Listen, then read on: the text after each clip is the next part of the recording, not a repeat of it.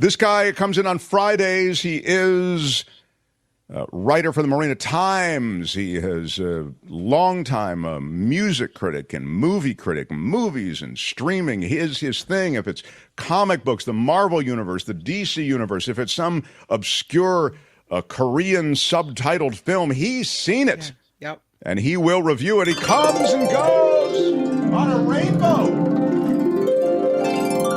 How about it? For the great Michael Snyder, everyone.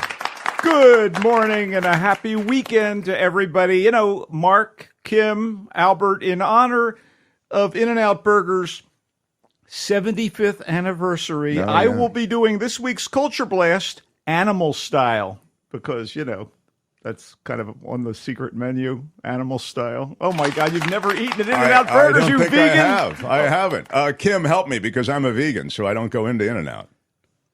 Love animal style. Yeah, animal style is very good. I get on the fries. Animal style is you get the cheese, you get the secret sauce. I see. And the grilled onions, like it's everything. Yeah. Okay, yeah. Oh, my God, it's like... I don't know. Albert, actually... Shouting in a void sometimes. What kind of Californians are you people? Okay, all right. Anyway, I am honored to welcome my special guest reviewer today. Let's give it up for Lady Gaga. Yeah, how about Lady Gaga? Wait, she's not here? Wait a minute, though. Did you see? Kim had it in her news that she took the stage with the Stones. Huh? She's part and parcel of the Stones' new album, Hackney Diamonds. Hackney, by the way. Yes, tell us about the derivation of that, please. It's a neighborhood, working in England, class. Right? Yeah, in England. Mm-hmm. But, you know, what's funny is Mick and the boys, for the past 20 years, their output has been very hackneyed. And so it's kind of strange. I get it. And oddly enough... Don't reward him, Albert. No, don't do it. The two new songs... Don't encourage him. The two new songs I've heard off the album are actually a return to form. It sounds like Mick has rediscovered... Oh, so you were just making a play on words. You actually like them. Fountain of Youth. Well, I'm saying of late, it's been pretty much hack work. But, you know, honestly, the new record so far sounds pretty wonderful. Again... Ladies and gentlemen, auto-tune. I don't know what makes him sound so young and vibrant. Oh, yeah, you're right. Now you don't even know if it's his voice on there. No, I mean, I'm confused. Anyway, since Lady Gaga can't be here, ladies and gentlemen, I'd like to welcome our guest reviewer, Jim Jordan. No, Jim Jordan he's decided not to come? All right. Okay, never mind. All right. Good riddance to bad rubbish, everybody. That's all I can say. All right. Speaking, are you done with all your topical material now? My topical chunk, as you like to say. Yes, I am. So I think it's time to talk about movies. And frankly, it's a big deal when somebody like Martin Scorsese puts out a new film. Yeah. What do you think, Michael? Well, Scorsese, the venerable elder statesman of cinema who brought us... Venerable is a ding word, Mean please, Streets, already. Raging Bull, Goodfellas, Taxi Driver, The Wolf of Wall Street, The Departed, those last two, The Departed and Wolf of Wall Street, recent films that were just fantastic by this, older man. How dare you? Business. How dare you with your ageist attitude? But so you are many paying him a compliment. You're saying you would have expected his work to be diminished by his age? How dare you? I just want to say at 3 hours and 20 minutes in length, you might think that Killers of the Flower Moon, his latest, is an example of Scorsese using his status as one of the greatest American movie directors to engage in late career excess. 3 hours and 20 minutes. That's too long for a movie. But wait a minute. Wolf of Wall Street was long too. Right? It was, but you fear The Departed was long too, right? You fear a ponderous, tedious result. The Irishman, which was his previous film, was actually quite long as well. This is considerably better. Oh my God, it absolutely is fantastic. Killers of the Flower Moon may be a long ride and a long time to be sitting on your tush in a theater, but so much is packed into it. It's an historical epic, a murder mystery and police procedural, a love story, a multiple family saga, and a tale of culture clash, and yet it never sags or lags. And I mean, Scorsese, who you might recall has railed against Marvel movies and other superhero fare as base and of minimal artistic value. By the way, Marty, you're wrong. He has assembled his own acting Avengers. Longtime Scorsese collaborator Robert De Niro, Leonardo DiCaprio, Jesse Plemons, and John Lithgow are among them. Wow. And they power this investigation into the notorious reign of terror that plagued the Osage Nation in Oklahoma during the 1920s. The Osage, a major Native American tribe. So the real-life situation that inspired Killers of the Flower Moon, which, by the way, was a best-selling book before it was adapted into this film. This was a remarkable situation. Members of the Osage tribe discovered oil on their land and became rich. And working-class white men came to work for the Native American oil barons in somewhat of an inversion of our usually, racially charged caste system. Yeah, usually it's the white people who are running things. Yeah, and so inversion's a ding word. Some of the white men wooed and married the daughters of wealthy tribesmen, and then a string of murders began to thin the tribe. Well, they did that to gain, you're saying, a piece of the action. Exactly. That's why they married So them. this is all a historical record. In yet another studied and complex performance that matches or even exceeds his absolutely stunning work in The Revenant, Blood Diamond, and The Wolf of Wall Street, the latter, of course, directed by Scorsese, Leonardo DiCaprio plays Ernest Burkhart, who is a somewhat dim World War I vet who comes to Oklahoma to make something of himself under the guidance of his savvy uncle, William Hale, who is a well-to-do white rancher, positioned as a friend to the Osage. That's his deal. So Hale is played by De Niro as kind of a hail fellow, well-met type who takes more than a passing interest in the fact that Ernest is now earning a living by chauffeuring pretty Osage heiress Molly. In fact, Molly, played in very graceful and yet wary fashion by Lily Gladstone, is attracted to Ernest, maybe against her better judgment. So as various romantic entanglements get going... So she's the Native American, he's the white driver. Yes, okay. Absolutely. And he's kind of, like I said, a dim bulb. He's not the sharpest tool in the old shed. He's like a Forrest Gump type. No, he's not that stupid. But oddly enough, right. The author of the author of the script of Forrest Gump, Eric Roth, co-wrote this with Martin Scorsese. Oh. So when Ernest brings Molly a box of chocolates, no, he doesn't bring. But you're saying he's not quite that dim. Oh no. And he's certainly looking out for himself as best as he can, considering his limited intellectual resources. So are his motives romance, or is he into making a score? He's into her. Right. But there is the score. And she has sisters and an aging mom. I got to tell you... nobody likes her. She's cool. Various romantic entanglements get going, and so do the titular killers, which inspires the burgeoning FBI to show up, led by a dedicated agent named, of all things, the FBI agent Tom White. Are you serious? I'm quite serious. Oh, my God. Okay, so Jesse Plemons is, as usual, aces as White. De Niro does his typical great job, very much the gruff De Niro character that we kind of know and love or fear. But it's DiCaprio and Gladstone who keep this thing pumping like oil or blood or both. There's glistening cinematography that takes advantage of the sprawling plain setting, a resonant retro score by the late Robbie Robertson. Beautiful thing to go out on for Robbie Robertson. Glistening, really? You want it? All right. And a script that eventually dovetails all the various elements of the story while indicting the exploitation of indigenous people. There is a lot here, and all of it is expertly orchestrated by Scorsese. Wow, you really like it. I thought it was really a wonderful film. Killers of the Flower Moon isn't Raging Bull, but it rages powerfully, and that ain't no bull, Mark. Anyway, it's in theaters, and just hit the men's room before you set yourself down. Well, that's the problem. I mean, I got to say, 3 hours and how much? 20 minutes. 20 minutes. I mean, is there a scene that we can wait? Why don't you give us Marty? Let me reach out to Scorsese. That's Avengers length, Marty. What is the one scene during which I could run to the bathroom? None. I was really riveted by the whole thing. Wow. Okay, I want to now kind of switch things up a little bit. I'm going to talk about a movie called The Persian Version, which is very high-spirited, often funny, and culturally inclusive. And it's a tad on the self-indulgent side as it presents a slice of Persian-American life, including the roots and origins of the family, through the lens of its screenwriter-director, Mariam Keshavarz, and her identity, culturally and sexually, is at the heart of the story, at least her character's identity, because, she's got some secrets that she's very loath to reveal to her family, who want to kind of, keep the traditions going that they brought over from the old country. I see. It's fun and it's lively. Leela is the name of the character that is the stand-in for Maryam. And she's played by Layla Mohammadi, and she is wonderful and very magnetic. And she's got all kinds of cool friends, and it's fun. And she finds herself involved, despite her predilections, with a drag queen performer to the point where maybe she's going to have to explain things to her family in 9 months. And what transpires there is kind of warm and amusing, and again, a little bit on the self-indulgent side. Transpires. But I love the circumstance, and she's kind of a black sheep, the character of Layla.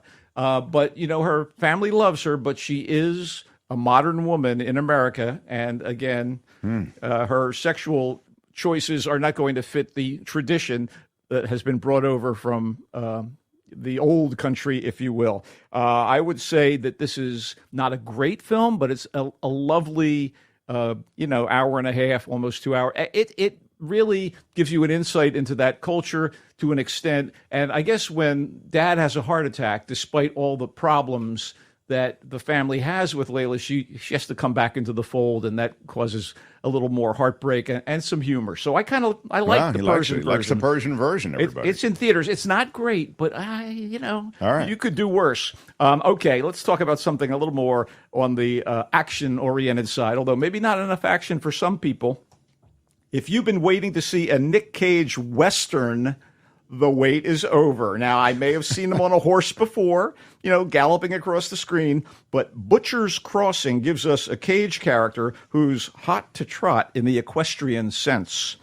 He's a buffalo hunter in the mid-1800s out in Big Sky country, and he thinks he's found an untapped herd in the mountains that will make him rich, because back then, buffalo pelts were in high demand for, house coats, rugs, bedspreads. I just don't know, but they were in high demand and worth a lot. So Cage's character, Miller, and two other men on the hunt are far more interesting than the movie's seeming central figure, Will, who was an ex-Harvard student coming west to find himself or understand the world better through experience. So Will joins Miller, a sociopathic buffalo skinner named Fred, and a grizzled cook and cart driver named Charlie on the hunt for this massive herd, which takes them into beautiful, unscathed territory so Miller can score big. Unscathed, sociopathic.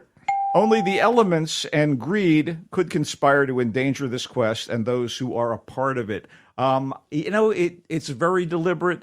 And when you're holed up in the mountains because the season's changed and you may not get back home to safety, you kind of feel the oppression of that. But Cage is in his element these days. Isn't that right? He's so wonderful to watch. And you're kind of, at first he seems like he's got everything under control, this character of Miller. But you know that Nick Cage is lurking beneath, ready to go bonkers. And I wouldn't say that he goes bonkers in totes here, but he has his moments. The movie was written and was co-written and directed by Gabe Polsky. And again, not a great film, but I was kind of caught up in it. And truth be told, it's in theaters. And I think, like the Persian version, this is going to run well at home. I just think I got that feeling that if you wait, maybe that's the way to watch it. Just on the topic of buffalo and being on the hunt, as he is, I guess, in Butcher's Crossing, there is a great series right now on PBS, the Ken Burns series on the buffalo in America. And I've been watching, I'm like an episode and a half in, and there's a lot of stuff to watch. You know this, Michael. I'm always astounded by all the stuff you take in. You're amazing. But I am amazing, Mark. I thank you for that. You are amazing. But I just want to make the point that the Ken Burns series, the PBS series, is really good. And the one thing I would say, and this is because I'm a tree hugger, but I think you don't have to, and just because I think, trees need hugging. The environment needs a hug.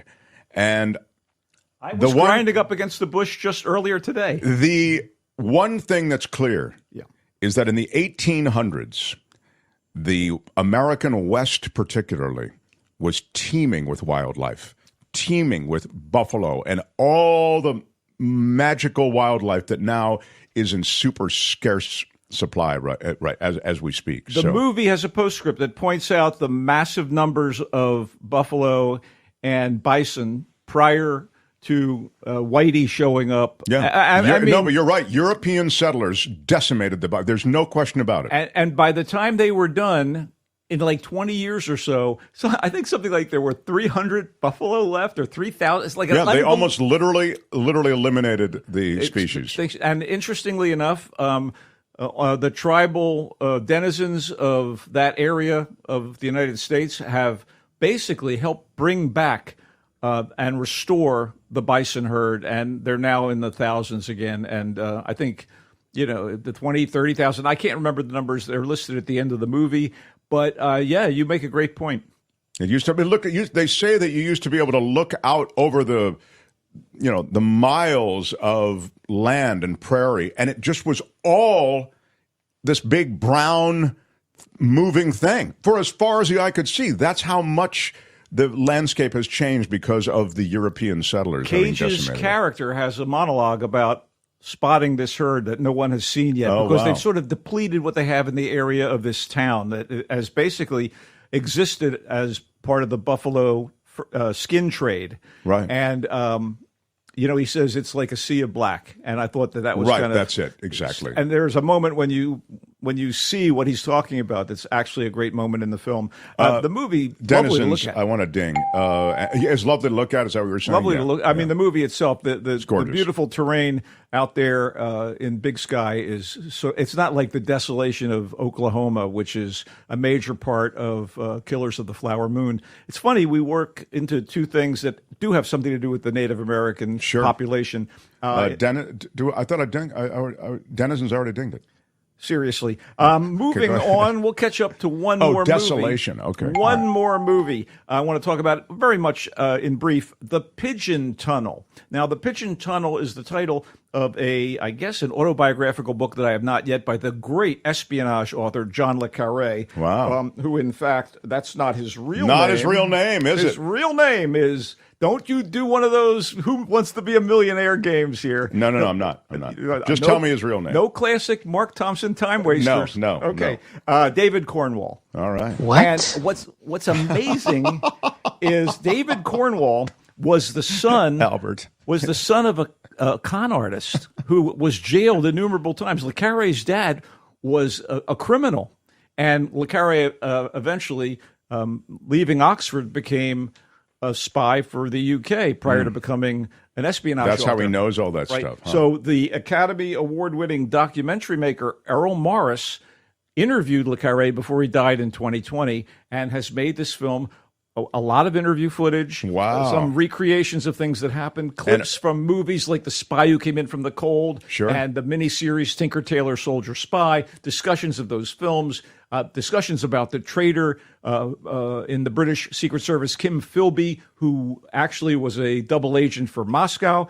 There's a lot going on here. And Errol Morris is no slouch either, right? Oh, my God. Errol Morris is the guy that made The Thin Blue Line, The Fog of War, Mr. Death, Gates of Heaven. He is as good a documentary filmmaker as there is. And he does his usual superb job in this basic interview talking head situation with le Carré. And I was caught up in the whole thing. And as a fan of the James Bond books by Ian Fleming, certainly Len Deighton's Harry Palmer spy novels that kind of took the world by storm in the 60s during the spy craze, and le Carré's work, and a big fan of some of the translations into television and film, such as The Little Drummer Girl, which was a great miniseries, and The Night Manager with Tom Hiddleston, which you should seek that out, also based on a le Carré novel. I was totally enamored of this movie. So I'm glad you're such a fan of le Carré and the movies. Maybe when we get off the air. Yes. But if you're effective at this, I will maybe shoot a video. Explain to me what the hell was going on in Tinker Tailor. I have no idea. Oh, my God. What was going on? It was the most confusing movie I've ever seen. I've got to give you a concordance or the world's longest footnote. It was. Why are you yelling? It was truly confounding. Anyway, Morris, using The Pigeon Tunnel, which has an interesting history as a title, but using the book as a sort of map, he basically talks to Le Carré.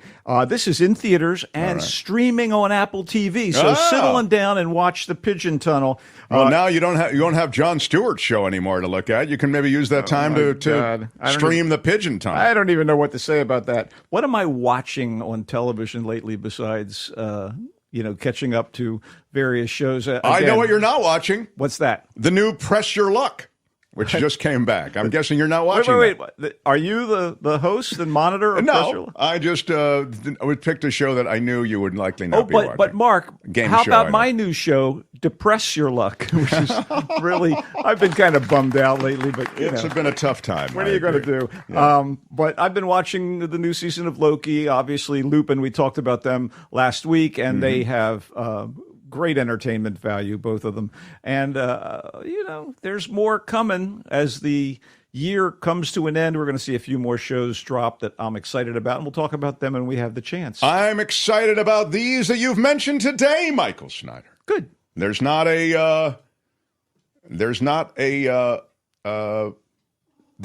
reason except maybe the length to wait on Killers of the Flower Moon. Why are you yelling?